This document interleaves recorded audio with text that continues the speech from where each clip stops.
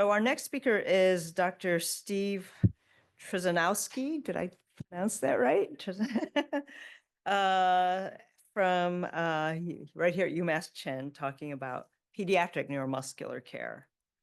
Yeah, I just want to mention Steve is our newest addition to our neuromuscular group here at UMass. And we're really happy that he joined us in June. And he's going to tell you a little bit about his interests.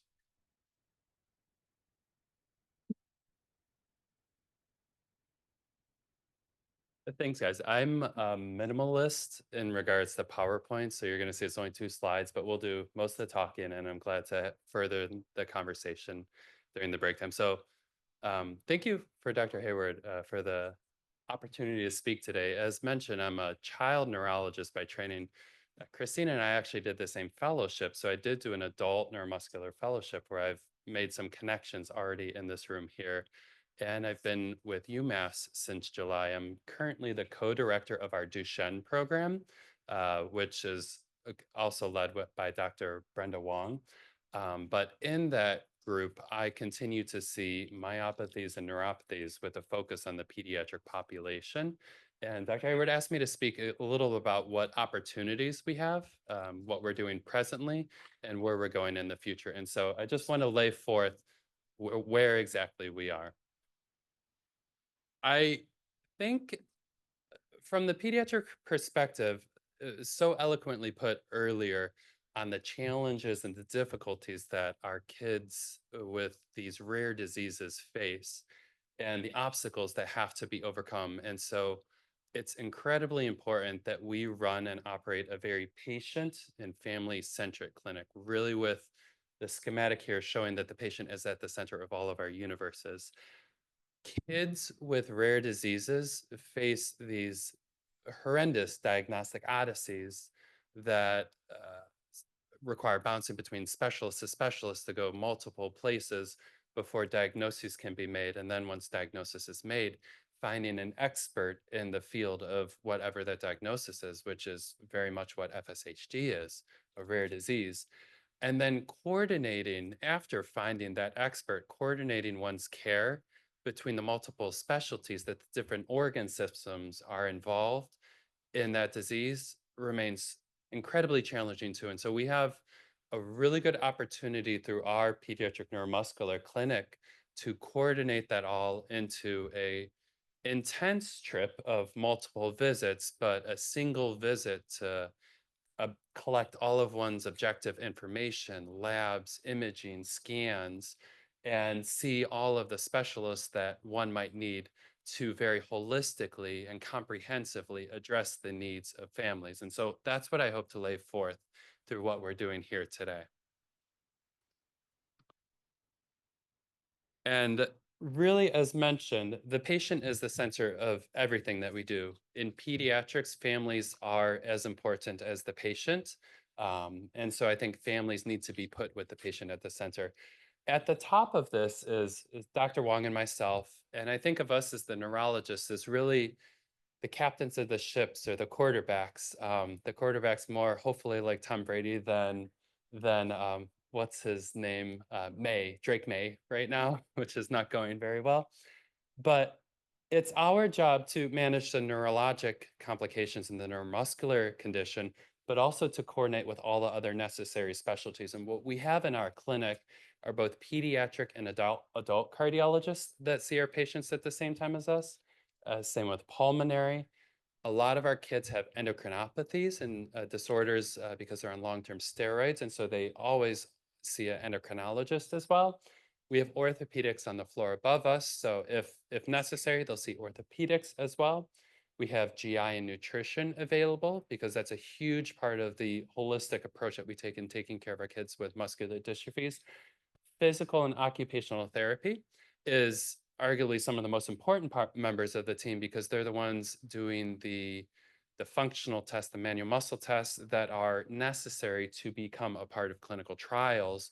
They're the ones who also assist with all of the equipment needs, all the chair needs, the Hoyers, the electric beds, whatever SMOs, AFOs that one is using.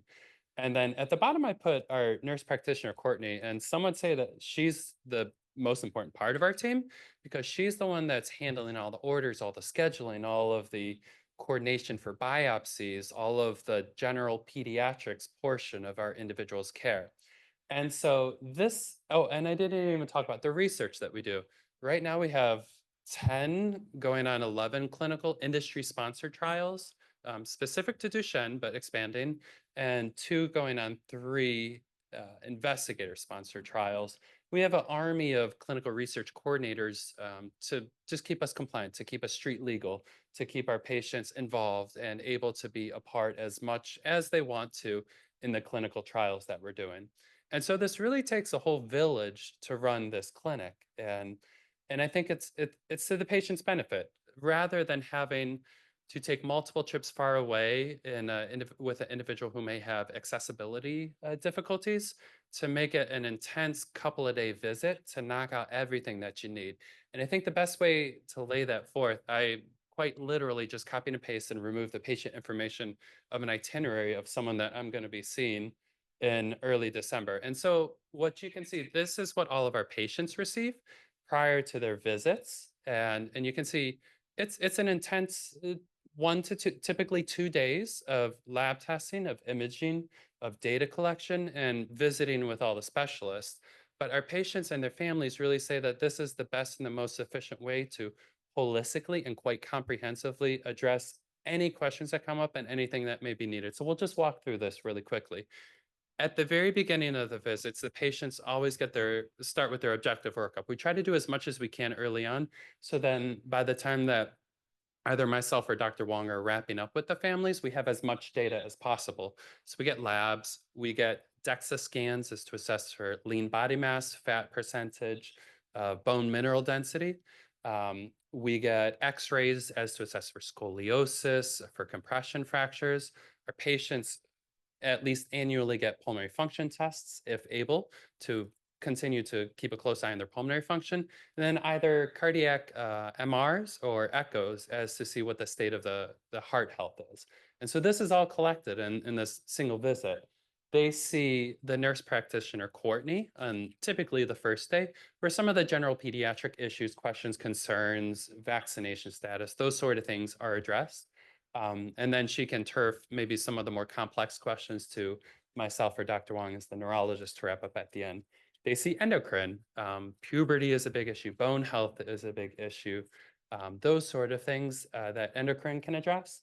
Physical and occupational therapy jump in as able to address any equipment needs and anything from that standpoint to get their functional status, to see where they are for what trials they might be eligible for. And then they wrap up the next day typically with both cardiology and pulmonary medicine, reviewing the PFTs, reviewing the cardiac imaging that was collected and what meds need to be updated. And then at the very end of, this is a grueling 2 days for these are kids that are doing this.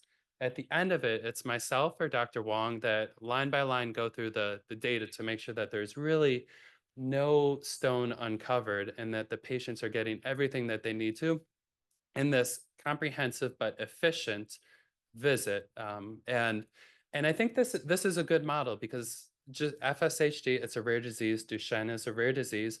We actually have patients from 6 continents, from 19 countries and 40 states, and quite literally coming from all over the world. So if you're going to come as far as that, we want to do everything that we can as efficiently and comprehensively as we can. So I think this brings it back to being at the patient, at the center of why we do what we do. We do all this, we put all this work in, we have our pre-clinic meetings, we have our program department meetings, really to be able to give the best care that's possible to our patients, because that's exactly why we do what we do. Thanks.